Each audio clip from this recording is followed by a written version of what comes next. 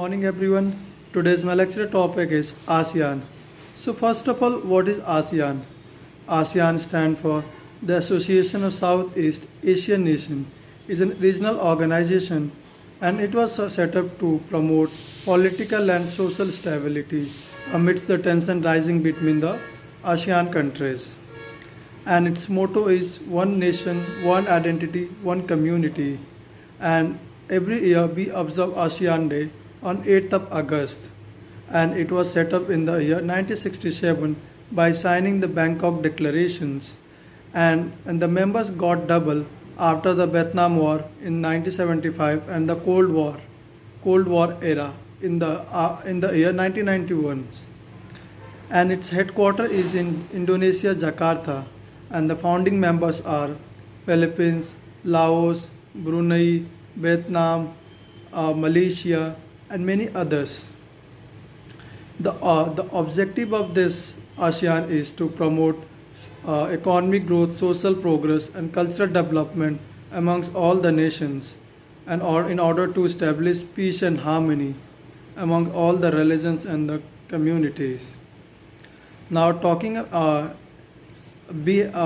ASEAN countries have signed a friendship treaty. In that, like no one can interfere in internal politics of one another, and like secondly, they will resolve all the dispute by peaceful manners. Now, so moving to the next point, strength and the opportunities. So the ASEAN stand the most largest populations, and not only this, uh, third and the major age group of the youth people is under 30 years, and secondly, it is the third largest in terms of the in the trading and the economy, and it also do free trade agreement with many countries like India, China, South Korea, Japan, and many others. So now talking about the challenges which we faced in the ASEAN is that there is a gap between the rich and the poor countries. Like take an example of Singapore. Singapore per capita according to GDP is around 13,000, whereas the Cambodia has the lowest GDP around $1,300. Secondly, there is a disputes related to the South China Sea because everybody wants to show its hegemony because of the minerals and the natural reserves which are under the seabeds. And the third one is that Myanmar does not want to accept the Rohingyas, so it is creating a problems. So these are few of the challenges. Now talking about the India relation with this. So India and ASEAN countries has signed AIBC.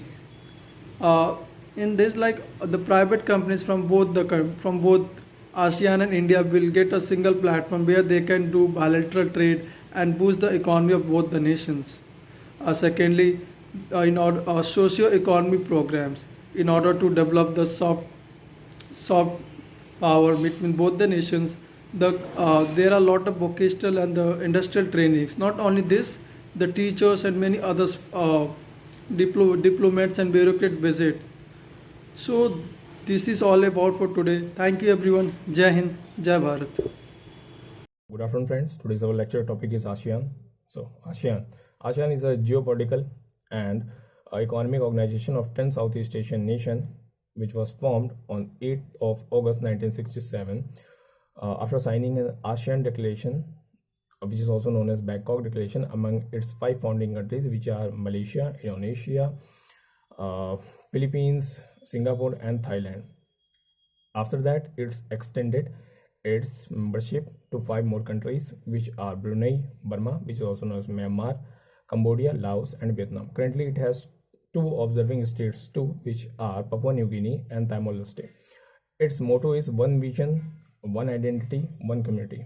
Its full form is Association of Southeast Asian Nation. So, why ASEAN was established? What are its aim? Its aim is to strengthen and accelerate the regional and cultural ties, social and economic growth of the region, and to provide a platform for the member countries to resolve their differences peacefully. So why ASEAN is important? ASEAN is important because it consists of the 3% of the total land of the earth. It consists of the 8.8% of the total population of the world, that is 600 million people. ASEAN is the fourth largest popular investment hub in the world. It is the fourth largest, no, it is the third largest market in the world, which is larger than the markets of the European Union and North American markets. So if ASEAN were a single entity, it would be the sixth largest economy of the world and the third largest in the Asia. So India and the ASEAN proves to be a pillar for India's foreign policy, that is Ex East policy. ASEAN is the fourth largest trading partner of the India, which accounts for 10.6% of the India's overall trade. ASEAN has FTA with 6 countries, including India, and the others are Australia, South Korea, China, Japan, New Zealand. So ASEAN plays a major role in the Indo-Pacific region. India has also invited ASEAN in its 69th Republic Day parade to strengthen its bilateral ties among the member countries of the ASEAN.